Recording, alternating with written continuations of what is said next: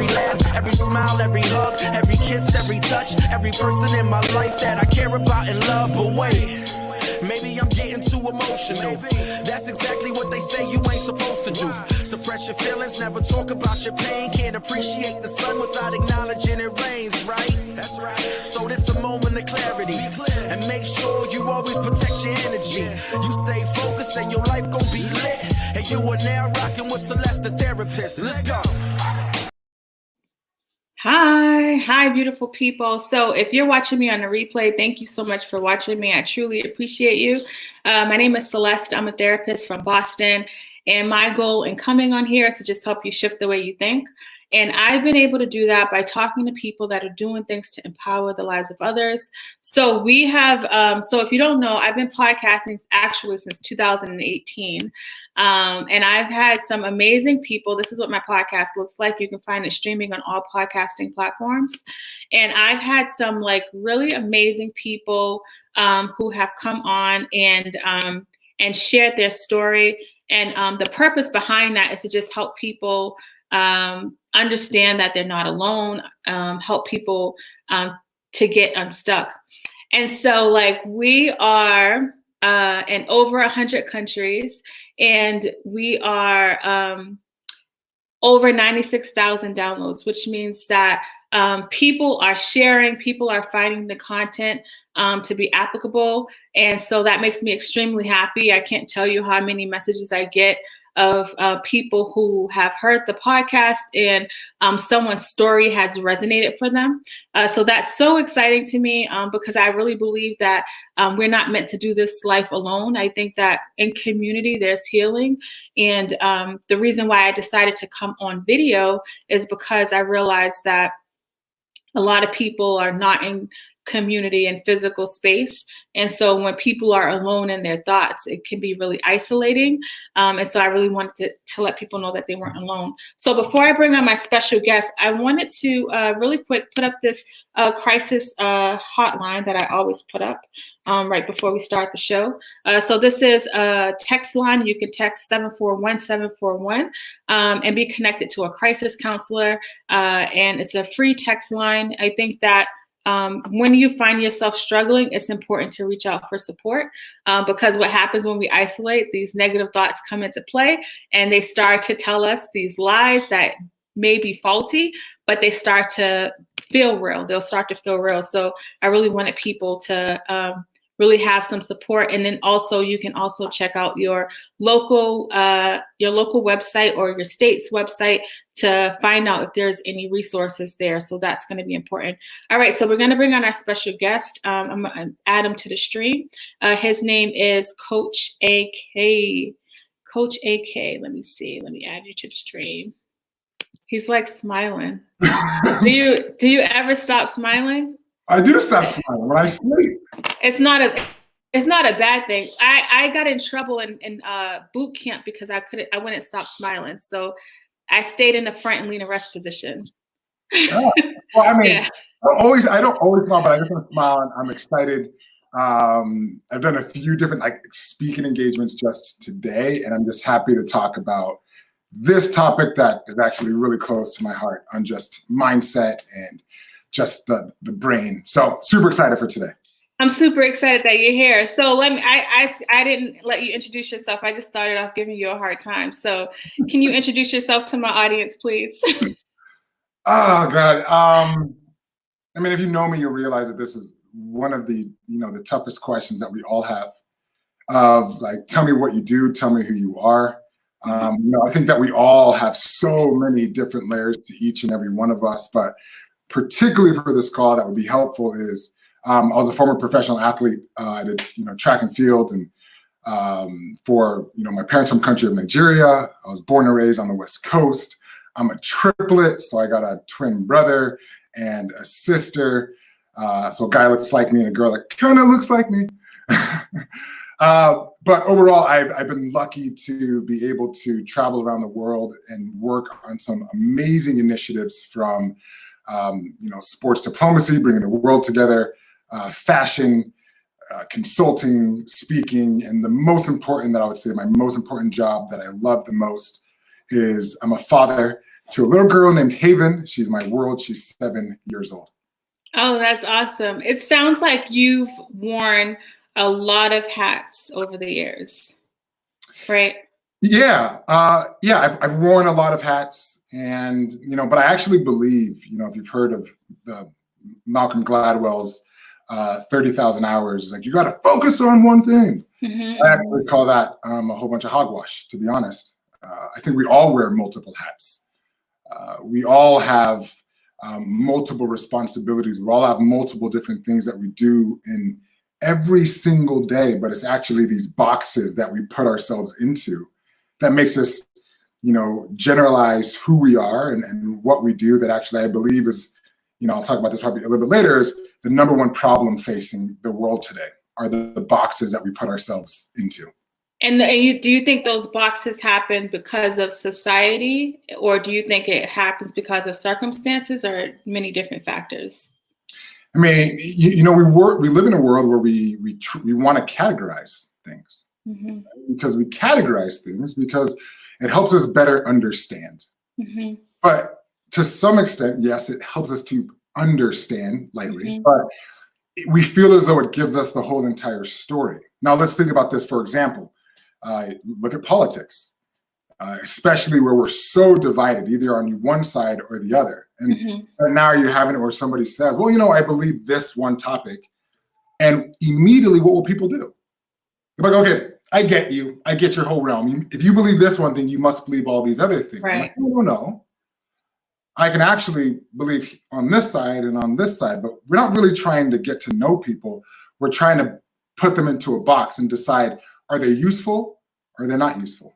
Are they helpful or not helpful? Do I trust them or do I not trust them? So no, that makes sense. And so now that you've kind of talked about it in that way, I really want my audience to kind of understand you, because you don't just come up from Nigeria to America and then come up with this idea. I'm sure there's a story behind how you got to that point of thinking that way. Oh, for sure. For a while, I mean, there's been a few different situations that, brought on this, particular belief. I really call it unbranding. And before I go into the story, I'll just talk a little bit of an overhead on what that actually means. There's a difference between branding, no brand, and unbranding, right? So if I say there's no brand, that means it's just like soup, right? There's no delineation. Everything's the same. But to unbrand something means you are actually saying, hey, here's Campbell's soup, but let's break down Campbell's soup to all of its individual layers.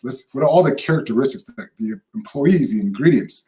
And when you're able to understand all the layers, it actually helps you better understand what Campbell's soup is. Yeah. Right? So you have to break it down to deconstruct to better actually understand what you're saying. I do a talk a lot, and one of the things I'll do is ask everybody a question, and I say, how's everybody doing today? And what do you think most people say? Fine, how are you? Fine, good. And then what I'll actually do is I'll go into the audience and I'll, pick on somebody. I'm like, hey, so John, for example, you said you were good. And he's like, yeah. And then I'll run to somebody else and I was like, okay, Kelly, whatever the name is. And I'll say, Kelly, so when John said he was good, like, what did he mean?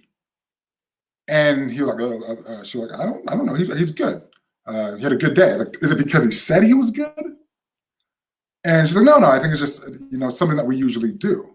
And so the funny thing is we go around every single day feeling that we're having a conversation when we say good, but we're not actually saying anything. The same thing about like, oh, I'm a marketer, or I'm a this, or I'm a that, or I'm this. Like, we feel like we're communicating, but we're not saying anything. And so for me, so for me, my whole story that is supposed to be short as this overview, but I'll go a little bit deeper. It hit me a few times for me to come up with this unbranded. It's not, I didn't make it up necessarily. Yes, I made up the term, but we're dealing with this every single day. And it first started, I was a professional athlete. And I was expecting that all of a sudden I'm going to win these awards. And I, initially qualified for the 2008 Olympics.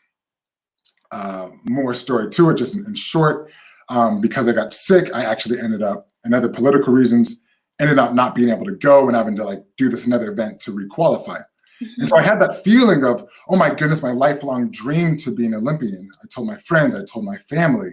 And then when it didn't happen, I actually ended up watching the Olympic Games from home. I'm like, what's my identity? Like, who am I? Because this is what I've been doing.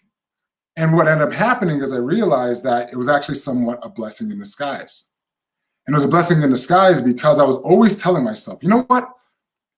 When I become an Olympian, then I will reach out to Nike for this collaboration. When I become this, then I will then do this. And I realized that it was actually more of a crutch. It was more of this identity. And the reason why that's so important, one of my co-founders, he got his Olympics. And then what happened?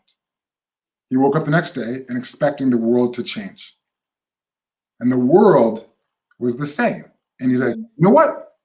I need a second Olympics. And so he went, got his second Olympics, woke up the next morning and realized what? The whole world was the same. Yeah. Right?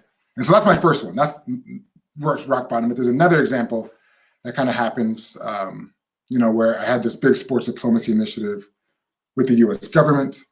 And it was going to be helping rebuild relationships between the United States and Haiti. I was in Sports Illustrated. I had all this stuff. My whole world was going to change. And we were coming down to this final week before the event. And, and preparation, things were going well. Right? Everybody was speaking English in Haiti. This is what this project was. And I was like, oh, this is good. We had some sponsors that were coming on board. Mm-hmm.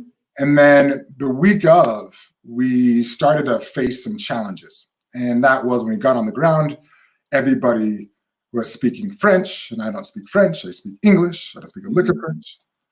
We had some sponsors that were supposed to come on board, and they did. And then we kind of advertised them. And then it was time. They kind of dipped. And it came to the day before the event. And I get this phone call, and my team is like sleeping right next to me in the room. Mm-hmm. I got a phone call, and it said, you have to come up with a whole bunch of money by tomorrow, or this is going to be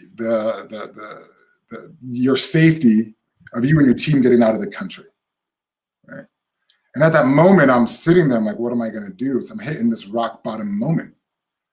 And at that moment, I'm like, I get a FaceTime call from my daughter, and she's 3 at the time, super excited, like, Daddy, guess what? I'm like, what?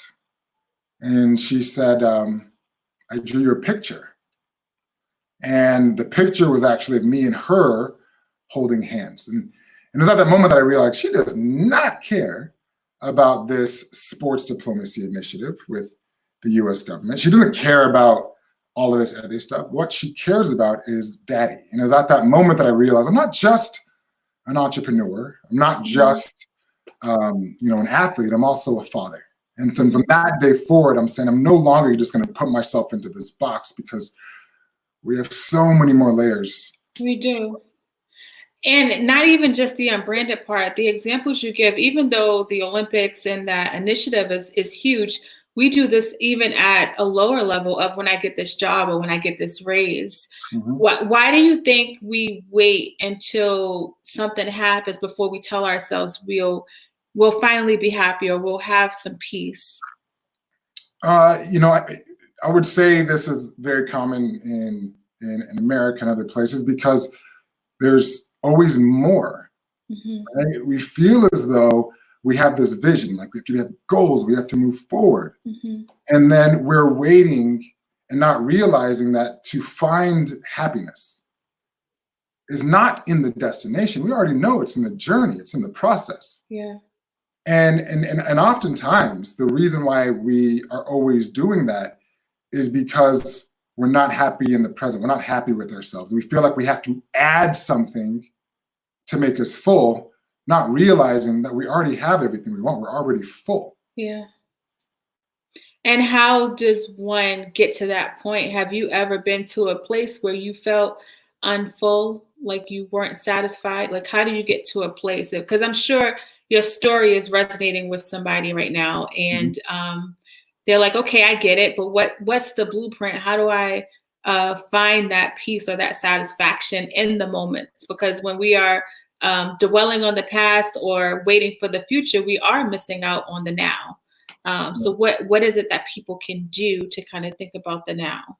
Oh, I mean, especially where we are right now, where we're trying to find happiness under uncertainty. Yes. This is why I would say this topic is so important to me, about shifting the way that you think. Now, the only control that we have is in the now, is in the present. And we don't realize, we think that time is this linear process. But time is, in ways, it's infinite. And people are like, what does that mean? I'm going to tell you about this. Now, if all of a sudden I'm living, let's say I'm here in the present. Right now I'm in Stowe, Vermont. I'm in my house. I'm in, I'm talking with you. But if all of a sudden I'm sitting here and I start to think about a presentation that I gave a year ago where I had stage fright and I failed. And now what's going to happen on an emotional level, on a physiological level, those emotions are now going to start taking over, right? So now I am bringing my past into my present state. Mm-hmm. Now, what's going to happen now? The way that we think is the way that also controls our actions and our beliefs and our habits and how we move through the world. So if I'm sitting here and I'm thinking about the mistakes of the past, what do you think is going to happen if all of a sudden I mess up on a word? All of a sudden, my actions, my thoughts have now become my actions and now my reality. Mm-hmm. So that's why I say, why looking at the future or in the present moment is also very, very beneficial, because you can't change the past. In a way you can. I'm going to talk about that momentarily. You can't change the past. You can define any future that you like, though. Right? So if I'm sitting here, I'm imagining myself like I'm the best public speaker in the world, Mm-hmm. or I'm the best virtual public speaker, right? For the world that we're living in. Because I can define that, because once I now define that within myself, in my present state, that's not taking my being. So the actions that I will then take are of that mindset. Now, when I'm thinking about the past, well, how do I change the past? How do I deal with the trauma? Now, I did some work with a company called Dear World. We would travel around the world and we worked with victims affected by terrorism. We worked with celebrities, we worked with athletes, we worked with students. And what we would do is we'd find these pivotal moments in people's lives, almost to saying like, January 2nd, 1976 at 8 p.m. and 30 seconds, right? Like, what were you doing at that moment, right? We would take people to those pivotal moments. Now, imagine that was a moment of trauma or a difficult situation. I would say, I want you to imagine yourself in that situation and all your five senses are just firing, right? We're there. And it might be, let's say in that moment, you just witnessed a difficult situation. Let's say your mom and your dad had a really big fight and it ended up in a divorce. And it's been harder for you to release that. So imagine if you're in that situation, and in this moment that you find the most painful, what I want you to do is I want you to look around the room.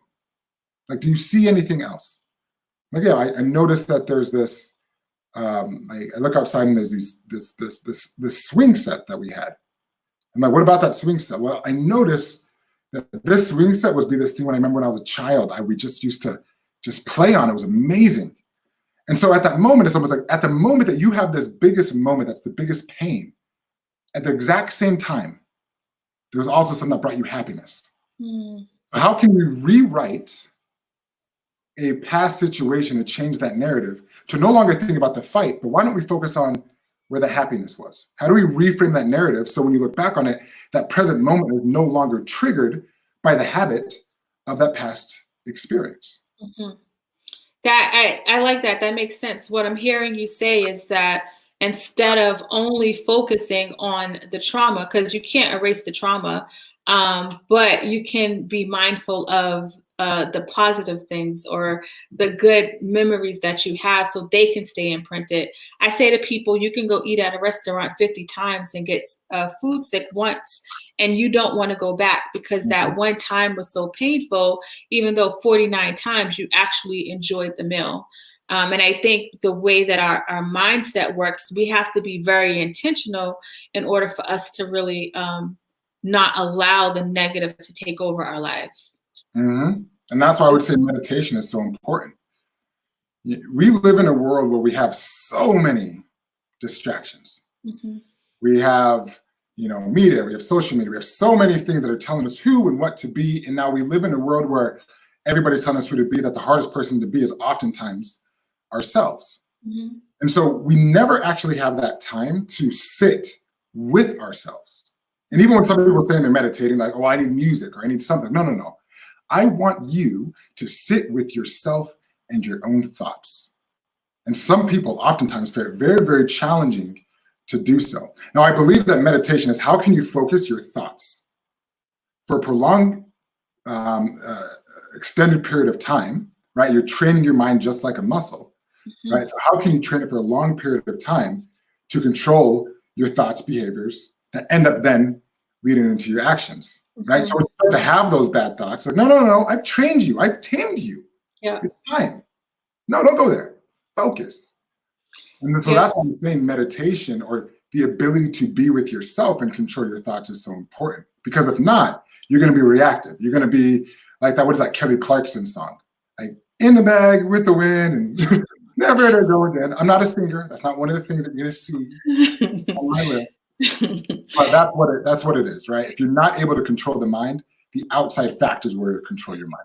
And what Coach AK is saying is so true and important to understand, because when we're not taking space or taking time to process, the process is still going on, which is why you're finding yourself continuously doing the same behaviors. You say you want to change and you find yourself back where you started, right? Mm-hmm. And that's like, you think about it, that's the definition of insanity. But we're not insane, but because we're living in an unconscious like state, that's the reason why it's happening over and over again. And we keep finding ourselves like struggling with our behaviors, which is why it's important. And it's important because it's actually habits, right? Mm-hmm. It's almost like saying, not only that you're insane, but you've created the habit of being, yes. Right? So you're trying to, now why is it so hard? Right? Because actually, once you get a habit in place, it actually feels comfortable. Yep.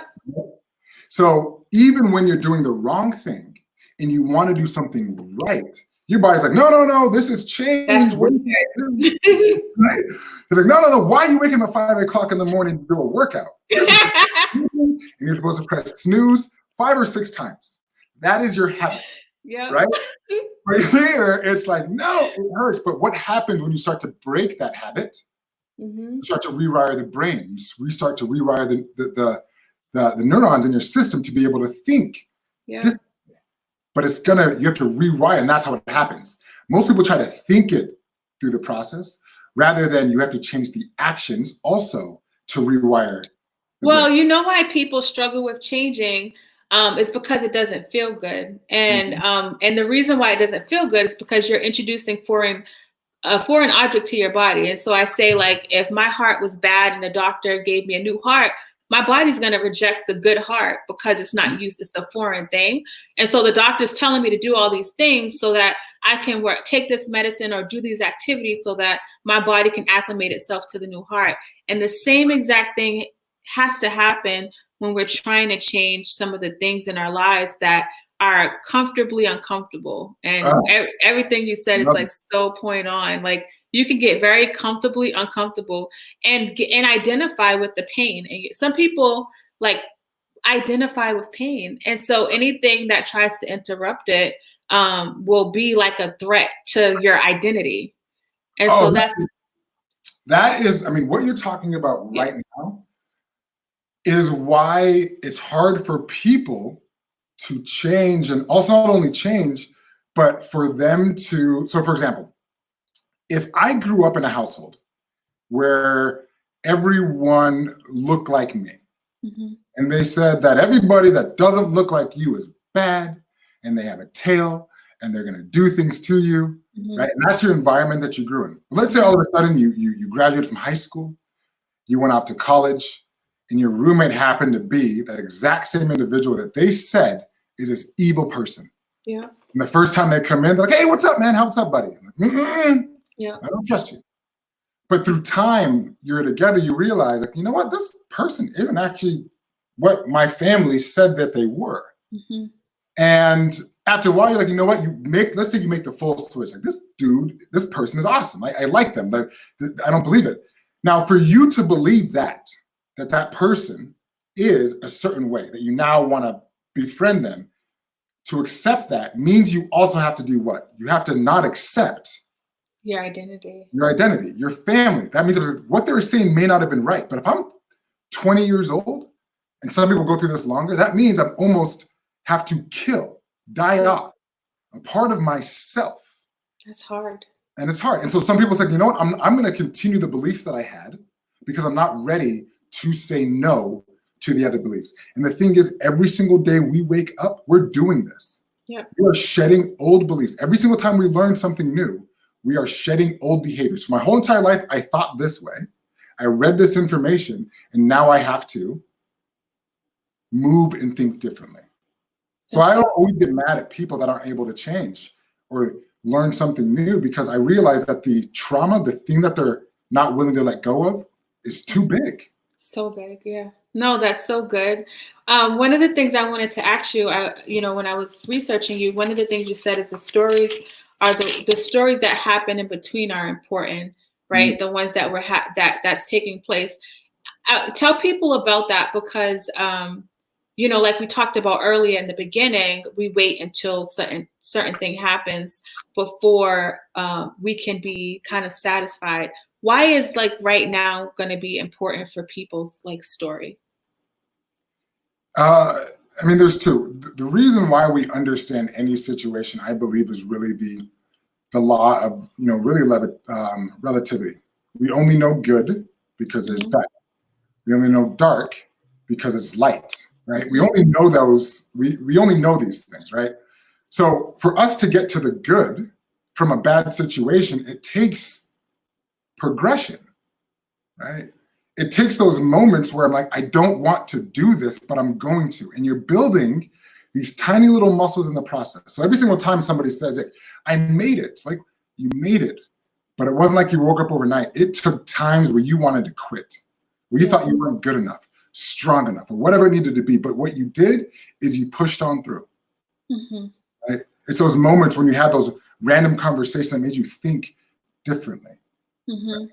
And so for us, we always think about this end goal, but it's about these moments, because the only moment I have control over is the right here and the right now. Yeah. And I got to think in this moment, am I going to say yes or am I going to say no? And I got to be honest with you. Oftentimes we say no. Mm-hmm. Oftentimes we do. But sometimes if we just say it 10% of the time, 20% of the time, we end up building on those skill sets. But most of us expect perfection, but not realizing that success goes like, right? But those downs makes you appreciate the what? When you get back on top. So when you see those people crying on the podium, they're not crying because they won, because they cried like, I can't believe I did this. Yeah. I can't believe when I wanted to quit, I kept on going. This is not about the podium. It's about the pain that I went through, the struggle, the happiness, the uncertainty, the fear. And that is what we are all about. Yeah. No, that's so good. And I know, I'm almost about to hit 100,000 downloads, and it's not about that moment, but it's about everything that got me to this place of having such a successful podcast. So everything you're saying is warming my spirit. Yeah.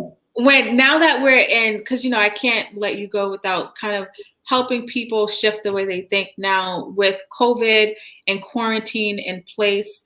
And that's one of the reasons why I decided to bring this podcast on video Monday through Friday, is because I think about mental health and I think about isolation. Can you give my audience just some kind of takeaways or some tips to think about managing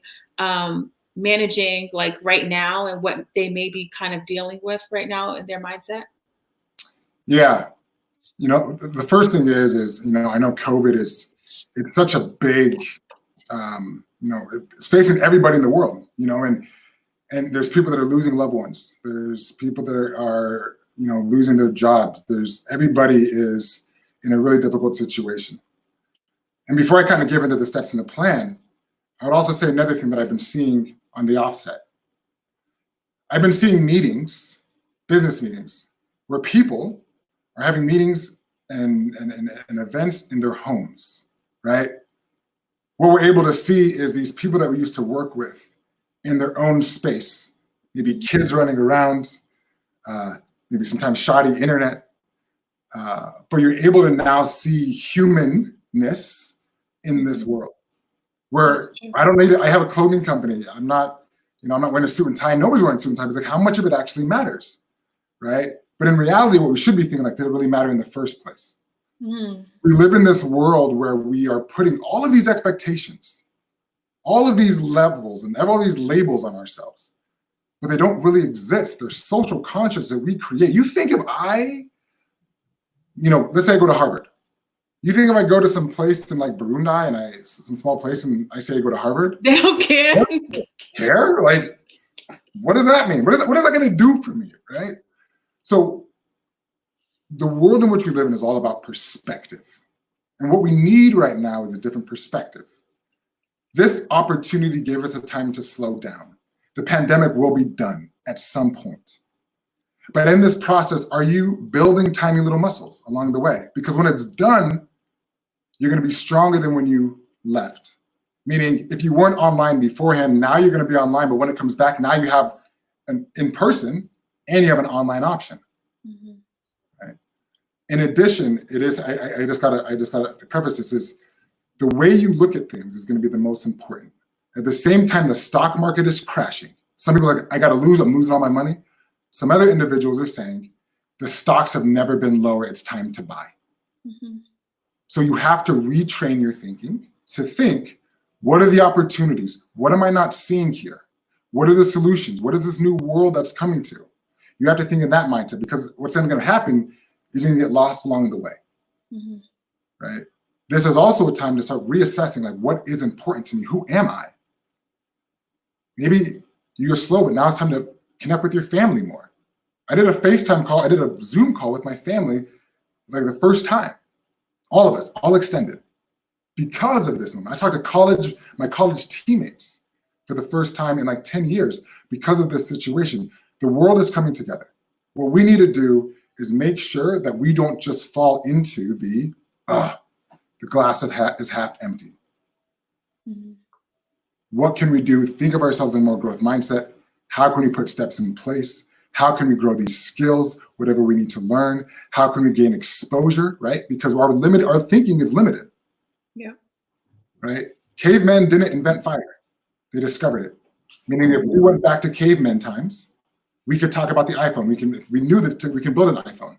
We're still in those caveman times.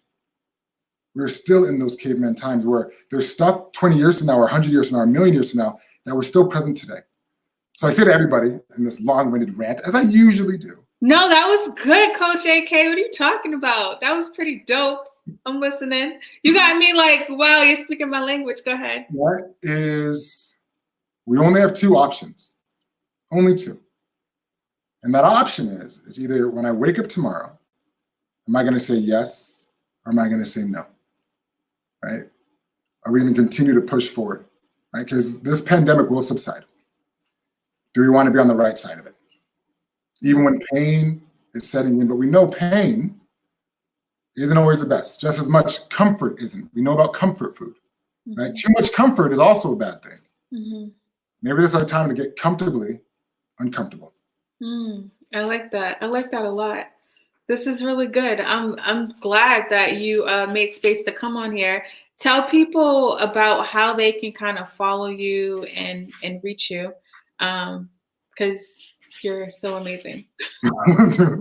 Well, thank you for having me in this makeshift studio, if it's too light. But if people want to find me, I do a lot of different projects. I've been really lucky and blessed. I do executive coaching, I do business coaching, I do a lot of strategy consulting. I'm also, obviously, I do some speaking and speaking training, but you can follow me on LinkedIn, just AK, my last name, Ikwuakor. I'm on Instagram, or you can go to my website at AKIKW or Ikwuakor.com. Not even to sell, but just say what's up. I think this time is, how can we help people? How can we serve people? And how can we create warriors and champions to be those, those thought leaders, those people that are saying, let's take action, because I think the world really, really needs it. I just have one more question. I know I said I was gonna let you go.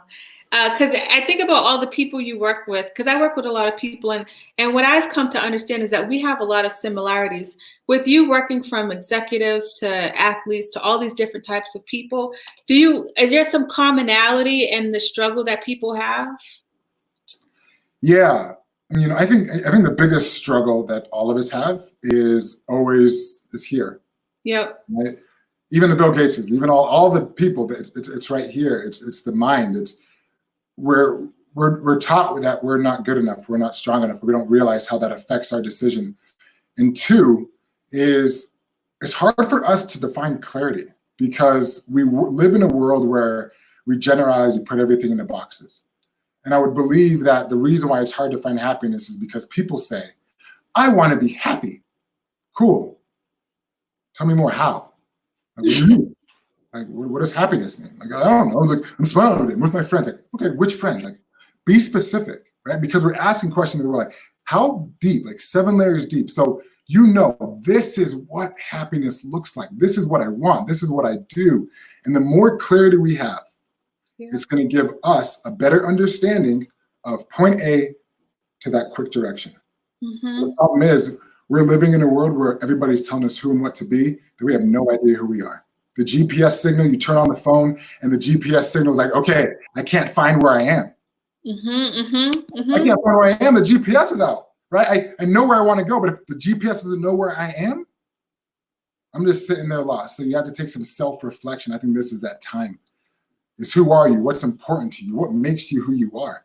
Yeah. That is what we need right now because it's being tested. That's good. I could talk to you all day. You're so good. I feel like I'm speaking in the mirror, like you speak my language. And I only know one language, and that's English. I know that 75%. So I'm not bilingual by any means. I know one language. I know 75%. So I'm happy that we can speak the same language. Because what do you mean you know 75%? What are you talking about?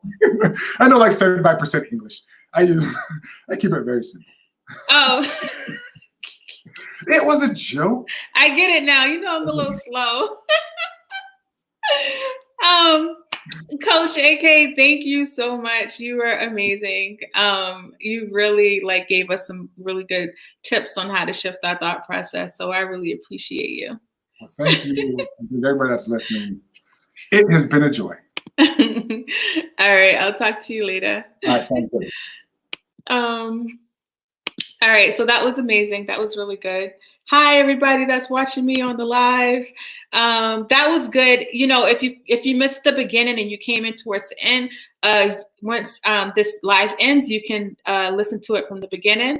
We're all I know we were, you know me. We were speaking the same language. I was just like, wow, he's really on point. I ain't have no fault. I couldn't say nothing after. I was just had to agree with him. So you can watch the replay, right? Or you can listen on the podcast. The podcast will be up tonight, streaming on all podcasting platforms. The link to his LinkedIn and Instagram will be there, so you can follow him there. But definitely take heed to the parts about us being able to use this time to kind of look at our life, and we have options. We can say yes or no. I say that sometimes we think we're stuck, but we're not really stuck. We have options, but we forget we have options because we've boxed ourselves in. Literally everything that he said tonight was intertwined, and it was so fit for this. It's so fit for this moment, and this is something that he's already passionate about even before the pandemic. So definitely follow his stuff. And if you missed the beginning, check out the beginning. Really good stuff. You guys know I'll be back tomorrow with another episode, another guest. The goal is to shift the way you think. I truly appreciate you guys for rocking out with me. Y'all know I couldn't do this podcast or get to this place without y'all support. So I'm beyond grateful for everything. And I will talk to you guys later. Every laugh, every smile, every hug, every kiss, every touch, every person in my life that I care about and love. But wait, maybe I'm getting too emotional. That's exactly what they say you ain't supposed to do. Suppress your feelings, never talk about your pain. Can't appreciate the sun without acknowledging it rains, right? That's right. So this a moment of clarity, and make sure you you always protect your energy. You stay focused and your life gon' be lit. And you are now rocking with Celeste, the therapist. Let's go.